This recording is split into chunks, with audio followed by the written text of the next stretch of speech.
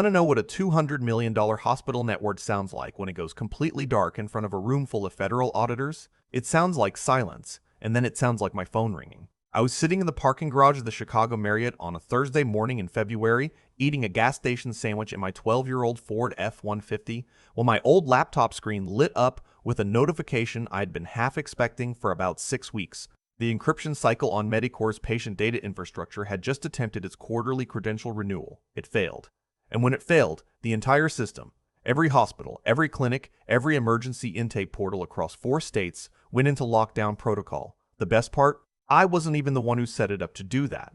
I just never told them it would. My name's not important right now. What's important is that I spent 11 years building something from nothing, and in the span of about 4 minutes on a Tuesday morning in November, a man I'd known for less than 3 months decided he didn't need me anymore. Let me back up. I came to Medicore Integrated Health Systems through the back door, the way most of the good people do. The company had a serious problem in 2012. They'd just merged 3 regional hospital networks across Illinois, Wisconsin, and Indiana, and the IT infrastructure holding it all together was held together with what I can only describe as prayers and old coaxial cable. I was 41 years old. I'd spent 12 years before that building financial data systems at 2 different banks, and a recruiter found me through a friend who vouched for me hard enough that they brought me in without even posting the job. My first week, I sat in a server room in Naperville for 4 days straight and didn't sleep more than maybe 12 hours total. By the end of that week, I had a clear picture of exactly how broken everything was, and I wrote a 70-page proposal that most of their existing IT leadership couldn't fully read. That wasn't arrogance. That was just the gap between what they had and what I could see needed to happen. They hired me as a senior systems architect. 6 months later, my direct supervisor quit to go work for a startup in Austin, and I absorbed his responsibilities without a title change and without a raise, which I accepted because I was deep in the work and I genuinely didn't care about the title. That's a character flaw, by the way. I know that now. What I built over the next decade was a patient data integration platform we internally called PulseNet. I know that sounds like the name of a fitness app, but what it actually was, what I designed from the ground up, was a HIPAA-compliant, real-time patient data synchronization system that connected 23 hospital facilities, over 400 clinics, and fed into state health department reporting for 3 states. When a patient checked into an ER in Rockford at 2 a.m., by 2004 a.m., their complete medical history was available to the attending physician in a format that hadn't existed at Medicore before I got there. The encryption architecture was mine. The credential management system was mine. Every fail-safe, every redundancy, every compliance layer, I designed it. I built it with a team I hired and trained, and I documented it in a way that I thought was thorough enough for any competent engineer to maintain. I thought, here's what I want to say about the 11 years before everything changed. They were good years. Hard years, but good ones. I missed my daughter's 8th grade play because of a server migration. I missed my son's first varsity basketball game because of a compliance audit that turned into a 4-day emergency. My wife. God bless her. She has the patience of someone who has genuinely made peace with the life she chose, kept a calendar on the kitchen refrigerator with a running tally of the events I'd missed. She said she wasn't doing it to make me feel guilty. She said she was doing it so that someday we could look back and understand the cost of what I built. By 2022, PulseNet was processing over 2 million patient records per day. The state of Illinois cited it twice as a model system in public health reporting briefs. The Joint Commission referenced our compliance documentation in a national training seminar. I was proud of it, the way a man is proud of something he gave up parts of himself to build, and then Medicore got acquired. The company that bought them was called Apex Health Ventures. They were a private equity firm out of Boston that had, by my count, acquired 7 regional health networks in 4 years and flipped 3 of them. Their entire playbook was consolidation and cost reduction. They came in with a team of consultants who wore very expensive shoes and had very confident handshakes, and within 60 days they had restructured the executive leadership entirely. The new CEO's name was Ronald. He was 53, had an MBA from Wharton, and had never worked in healthcare IT in his life. He'd run a logistics company before this, and a regional hotel chain before that. He walked through our data center on his first visit and asked one of my engineers what a particular piece of hardware did, and when she explained it, he nodded slowly in the way that people nod when they're not actually listening but want to appear engaged.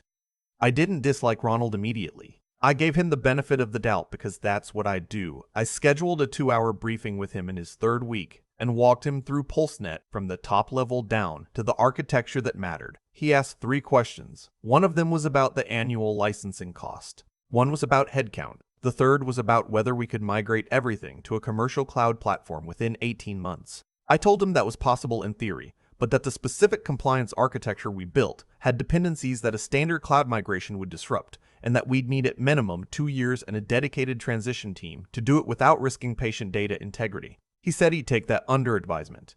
6 weeks later, his nephew showed up. I want to be precise about this because the details matter. Ronald's nephew, his sister's son, who I'll just call the nephew because that's exactly what he was 26 years old and had a master's degree in health informatics from a university I genuinely never heard of. He had been working at a digital health startup in Scottsdale that had dissolved 8 months earlier. He was, by Ronald's introduction, one of the sharpest young minds in digital health transformation. His first day in our department, he asked one of my senior engineers where the Wi-Fi password was. Ronald called me into his office that Friday and explained that the nephew would be joining our team in a newly created role called Chief Digital Transformation Officer. I want to sit with that title for a moment. Chief Digital Transformation Officer. At a company with 1,100 IT employees and a system processing 2 million patient records per day, he was 26 and his last job had ended when the company he worked for ran out of money. Ronald told me the nephew would be reporting directly to him and that he expected me to bring him fully up to speed on PulseNet within the next 30 days, including credential access to the core systems. I sat very still for about 4 seconds. Then I said, Ronald, PulseNet's credential access is governed by our HIPAA Business Associate Agreements and our CMS compliance certifications. Adding a new credentialed user at the administrative level requires a security vetting process that takes 6 to 8 weeks minimum. It's not a bureaucratic hurdle, it's a federal compliance requirement. If we shortcut that process, and it comes up in our next audit, we're looking at fines that start at $100,000 per violation. Ronald looked at me the way people look at you when they've already made a decision and are just waiting for you to finish talking. He said, get it done in 2 weeks. I did not get it done in 2 weeks. I documented my concerns in writing, copied our legal and compliance teams, and submitted a formal request through our standard credentialing process. I was not obstructing. I was doing exactly what every regulatory framework we operated under required me to do. 3 days later, the nephew came to my office and asked to be walked through the encryption key management system. He wanted to understand, he said, how to visualize the data flow for a presentation he was putting together for the board. I walked him through the non-sensitive portions, the high-level architecture, the compliance reporting dashboards, the things that were appropriate for someone without credentials or security clearance to see. He pushed for more. He wanted access to the credential management console. He wanted to understand the key rotation schedule. He said Ronald had personally approved it. I said I needed that approval in writing before I could proceed. He said he'd get it. He never came back with anything in writing. What he came back with, 3 days later, was Ronald, standing in my doorway at 8:03 on a Tuesday morning, telling me that my position was being eliminated as part of a restructuring initiative and that today would be my last day. HR was in the conference room. Security would escort me out when I was ready. 4 minutes. That's how long the whole conversation took. 11 years. 2 million patient records a day. 70-page proposal that saved a system that was 6 months from total collapse. And they ended it in 4 minutes on a Tuesday morning. I remember the walk to the conference room clearly. I remember the carpet pattern in the hallway, that institutional gray blue that every corporate building in the Midwest seems to have agreed on. I remember the HR representative, a woman I'd met twice at company events, who handed me a separation agreement without making eye contact. I remember signing where they told me to sign, collecting the box of personal items security had already packed for my desk, and walking to the elevator. I don't remember the drive home. I know I stopped at a gas station somewhere on I-290 because I still had the receipt in my jacket pocket when I got home, 79 cents, for a bottle of water I don't remember drinking. My wife was working from home that day. She saw my face when I walked in the door, and she didn't say anything. She just put down what she was doing and came and stood next to me at the kitchen counter.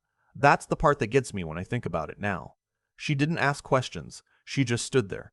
I told her what happened. She was quiet for a moment. Then she said, "Did you tell them about the renewal cycle?" I said, "No." She nodded slowly. "Okay, here's what I need to explain, because this is the part that the nephew and Ronald clearly did not understand, and that no one in their transition team had bothered to read in the 1,100 pages of technical documentation I had produced over 11 years. PulseNet's encryption architecture used a credential-based key renewal system I had designed in 2017 following an internal security review. Every 90 days, the system's core encryption keys were rotated automatically. The rotation was triggered by an authenticated renewal request that had to come from a credentialed system architect, specifically from the individual whose biometric authentication had been registered as the primary system authority.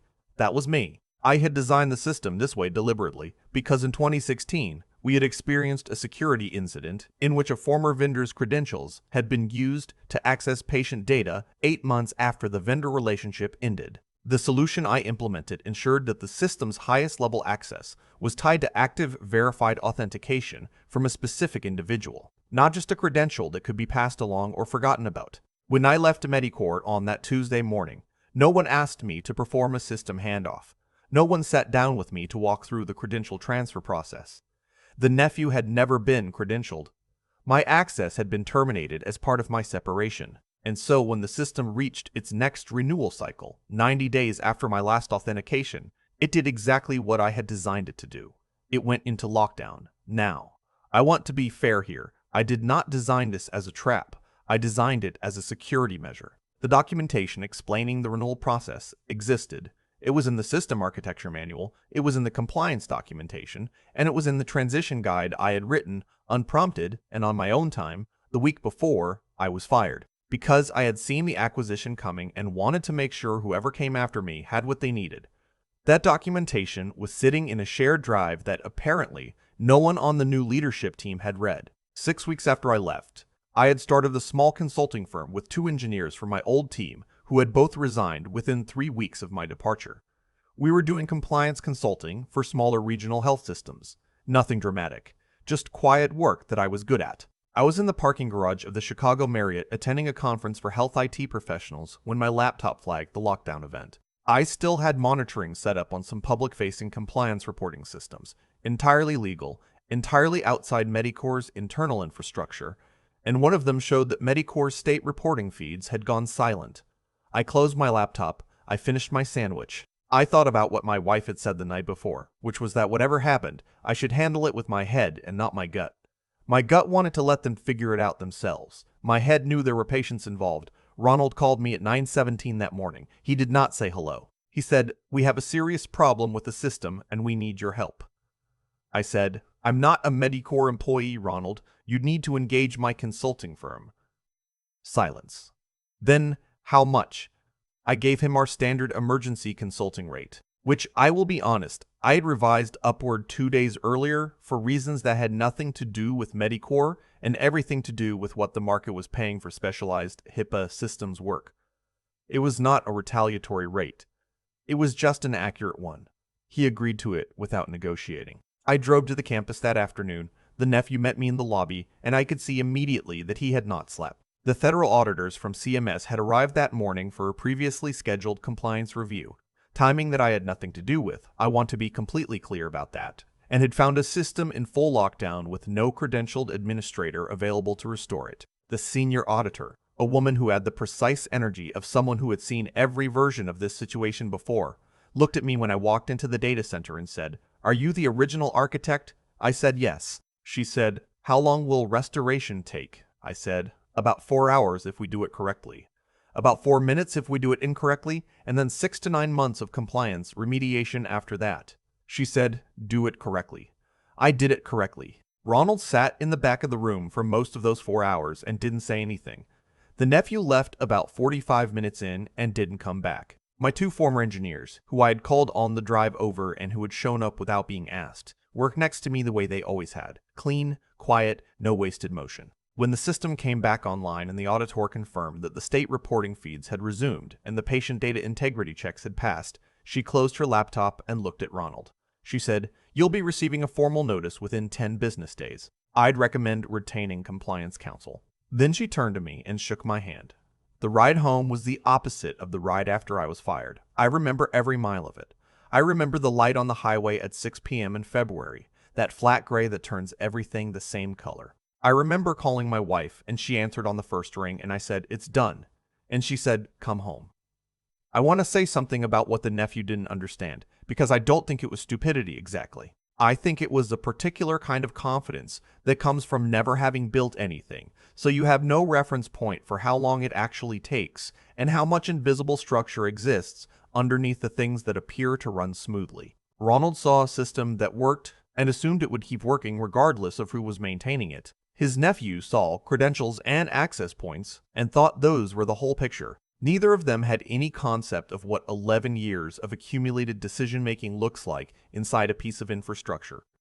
Every security protocol I built had a reason behind it. Every failsafe existed because something had gone wrong before, or because I could see exactly how it would go wrong if I didn't prevent it. You cannot inherit that knowledge in 30 days. You cannot fast-track your way into understanding a system that has 11 years of scar tissue built into it. My son called me that evening. He'd heard through my wife, and I could tell he was trying to calibrate how to respond, whether this was a celebration or something more complicated. He asked me how I felt. I thought about it for a second. I said, like somebody finally read the documentation. He laughed. He said, "Dad, that's the most you thing you've ever said." Maybe, but I meant it. I'd spent 11 years writing documentation that I hoped would never be needed because everything would run smoothly. The irony is that the only reason anyone ever read it was because everything stopped running smoothly. And the only reason it stopped was because the people who decided they didn't need me had never actually understood what they had. Medicorp's formal compliance notice from CMS resulted in a corrective action plan and monitoring requirements that I later learned added approximately $2.3 million in annual compliance overhead. The nephew's role was quietly restructured within 60 days of the incident. Restructured being the corporate word for something I won't speculate about further. Ronald remains CEO, which tells you something about how private equity accountability actually works, though that's a different conversation. My consulting firm picked up 2 new clients in the 6 months following, both regional health networks that had found us through the same professional network where I'd presented at that conference in the Marriott parking garage. We are not large, we are not flashy. We are thorough, and we charge a fair rate, and the systems we touch tend to stay running. My wife and I went to my son's next basketball game. And the one after that, my daughter is in college now studying environmental engineering, and last Thanksgiving she asked me to explain over pie, which is the right setting for this kind of conversation, what exactly had happened with my old job and why it mattered. I told her the whole story, same as I just told you. When I finished, she thought about it for a moment, the way she does when she's turning something over. She said, "So the system protected itself." I said, "I built it to." She nodded, and she had the same look on her face her mother gets sometimes. A look that is not quite a smile, but is not far from one. "That's good design, Dad." It is. 11 years of it, and nobody can fire the design. There's a moment I keep coming back to. Not the moment the system locked. Not the auditor's handshake. It's my daughter sitting across from me at Thanksgiving, fork halfway to her mouth, saying, "So the system protected itself." And me saying, "I built it to." That's what 11 years looks like, when you do the work the right way. Not a dramatic confrontation, not a speech in a boardroom, just a system that did exactly what it was designed to do long after the person who designed it had been walked out the door. I've thought a lot about what actually happened, the real sequence of cause and effect underneath all the noise. Ronald didn't fail because he was arrogant, though he was. The nephew didn't fail because he was inexperienced, though he was. They failed because they made a calculation that treated integrity as optional. They looked at PulseNet and saw an asset. They never once considered that an asset built on trust and care might behave differently than one that wasn't. Every decision I had made over 11 years, every failsafe, every documentation update, every time I pushed back on a shortcut, those decisions didn't disappear when my badge was deactivated. They were still there, embedded in the infrastructure, waiting. That's the part they couldn't see and couldn't buy and couldn't fast track. You cannot inherit judgment. You cannot transfer wisdom through a credential request. The knowledge I had wasn't stored in a folder somewhere. It was built into the way I thought about problems, the way I anticipated failure before it happened, the way I understood that a system serving patients in ERs at 2 a.m. had no margin for the kind of carelessness that looks fine until it suddenly isn't. I'm not telling this story to embarrass anyone. I'm telling it because I think about the version of me that was younger, sitting in that server room in Naperville for 4 days straight, asking myself whether this level of commitment was worth it, whether doing things correctly, the slow, careful, unglamorous way, actually mattered in a world that seemed to reward confidence over competence and connections over craft. It matters. That's what I know now in a way I only half believed then. The doing it right part isn't just about professional pride. It's about building something that can hold weight when you're no longer there to hold it yourself. My wife stood next to me in the kitchen that Tuesday without asking any questions, because she had watched me make choices for 11 years that she understood even when I didn't explain them. My son heard the story and laughed because it sounded exactly like me. My daughter called it good design. None of that happens if I had cut corners. If I had handed over access I knew was wrong to hand over. If I had chosen the easier path every time the easier path appeared. There's a kind of quiet discipline in building things that outlast you. You don't get applause for it while you're doing it. You mostly get early mornings and missed basketball games and a gas station receipt in your jacket pocket you don't remember stopping for. But what you also get, and this I didn't fully understand until I was sitting in a parking garage in February, eating a sandwich and watching a lockdown event unfold on my laptop, is the knowledge that you were never replaceable. Not because you made yourself difficult to replace, because you made yourself worth keeping. Ronald could replace my title in 4 minutes. He couldn't replace what I knew, how I thought, or what I'd built. And when the moment came that required all 3 of those things, he had to pick up the phone and call me. I answered.